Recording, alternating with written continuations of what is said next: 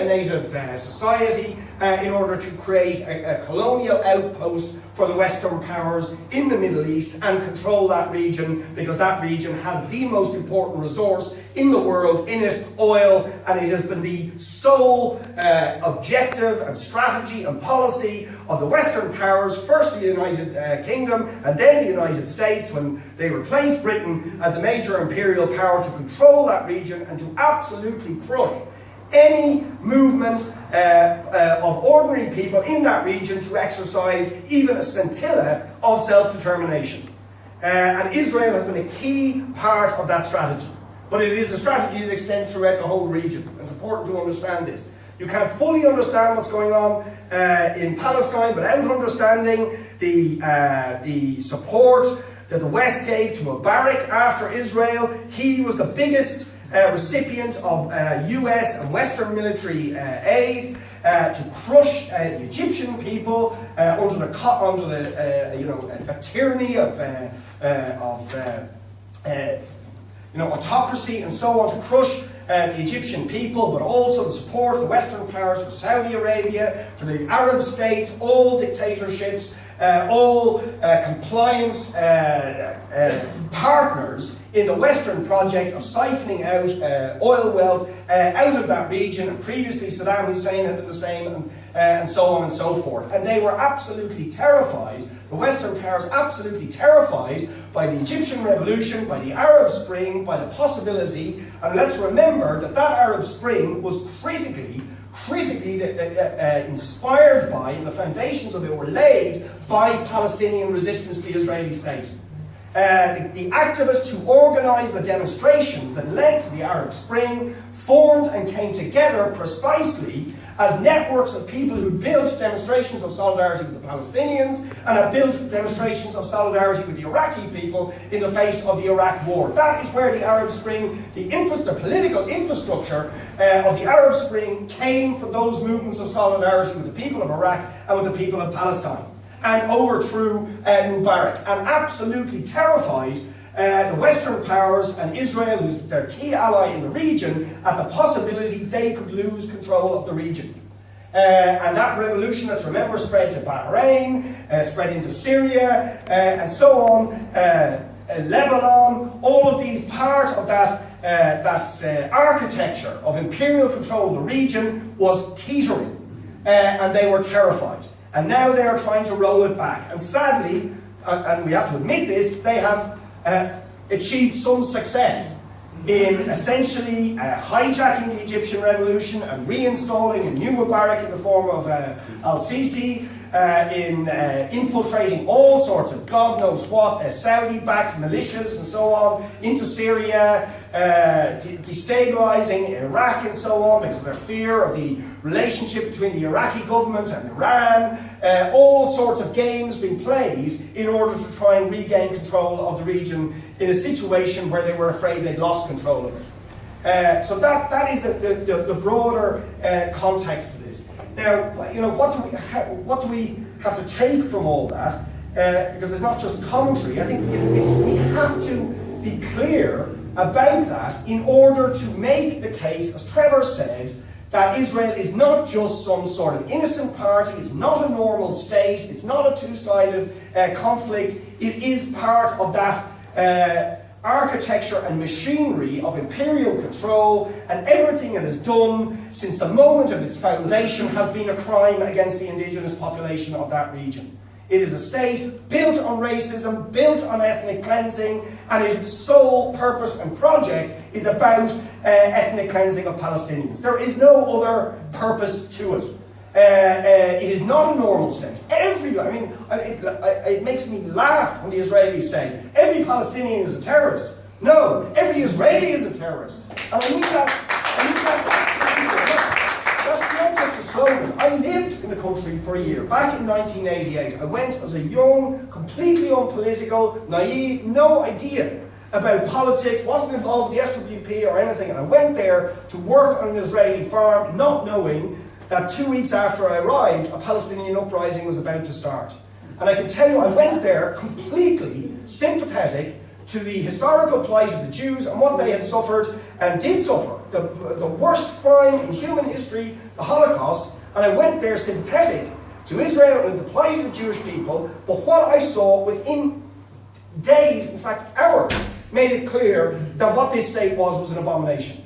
It was at every single level of Israeli society, racism and apartheid operated nakedly. You know, when Brian says people are chanting on the streets, death to Arabs, this was common or garden among every single Israeli.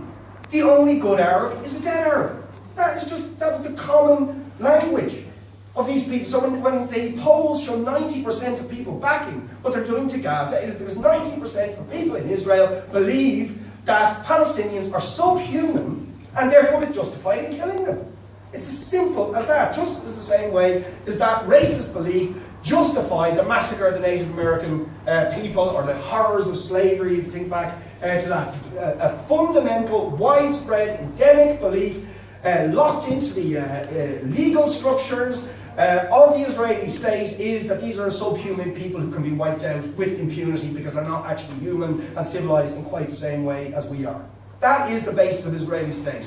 So we have to be absolutely clear, no truck with the Israeli state. And sadly, even the left is not absolutely clear on this. Never mind the media. Never mind the media. There's this thing, oh yes, but could we have, the Israelis have their rights too, and so on. What that is conceding is the right to a state to steal other people's land and to have a constitution and a legal structure which is racist at its heart. The founding legislation of the Israeli state is a thing called the law of return. And it is explicitly racist and apartheid. And that law says if you're Jewish from any part of the world, you can come and claim citizenship tomorrow in Israel, even if you've never had any connection with that place. You can get a house, you can get a job, and you can claim land. But if you're a Palestinian who was expelled in 1948 at gunpoint, whose family have been living there for thousands of years, who have real claim over that land, you can't. You have no rights. No rights at all under the Israeli law. It's as simple and as naked and apartheid as that. And we have to get that simple message across. And what follows from that is if that's the nature of the state, then we have to dismantle it. The only acceptable position for any government anywhere in the world is to boycott it, to break all diplomatic relations, to do no trade, certainly not to be giving preferential trade terms, be giving massive grants, EU grants, massive military aid, as is the case in the United States, to Israel. I mean, it's just unbelievable what they are doing to this state. And the contrast even with the Ukraine at the moment is stomach churning. I heard on the radio this morning, as I was driving, them talking about introducing a new wave of sanctions against the Russians. Now, I mean, the Russians are playing a nasty game in Ukraine, but so are the EU. But let's set that politics aside. I mean, whatever you can say to justify sanctions against Russia, oh my God, surely the same argument applies to Israel for what it's doing to people in Gaza. I mean, surely any sentient human being could see that. And yet this hypocrisy is allowed to stand, right? So we have to expose we have to expose that. The last point I just want to make in relation to that, and we need to do all the things Trevor said, you also have to ask the question, is any of the major political parties anywhere in this country or anywhere in the world, are any of them going to say these things, never mind do them? And the simple answer is self-evident. They are not. They are complicit up to their neck, because they've all had their chance to do what should be done in relation to what Israel is doing, and they don't. They continue this state, whether it's under Fianna Fáil, Fine Gael, Labour, it doesn't matter. They've all traded with Israel, they're in business with Israel, the whole time. Money and their relationship to the big powers is more important to all of the major governments in Europe and across the world than the morality or ethics of what is being done to the Palestinian people. And therefore, if we are going to make this change, it has to come from the people, just as it did with South Africa. It has to come through revolution, as it did in South Africa, through sanctions on an international level, and to build a political current that is willing to do the simple thing, which is to say, human beings are more important than the imperial designs of great powers or the greed of governments and an economic system in Europe and the United States which says oil is more important than the lives of human beings. Right? If that political movement does not develop, it's just going to continue. So we have to, as well as having the immediate tactics of boycott, of naming the apartheid state, of mobilising the rage on the streets, we also have to build a political alternative that is willing to say those things and implement the policies as a matter of state policy, which clearly none of the political establishment are willing to do. And that's obviously part of what we're trying to do as socialists as well.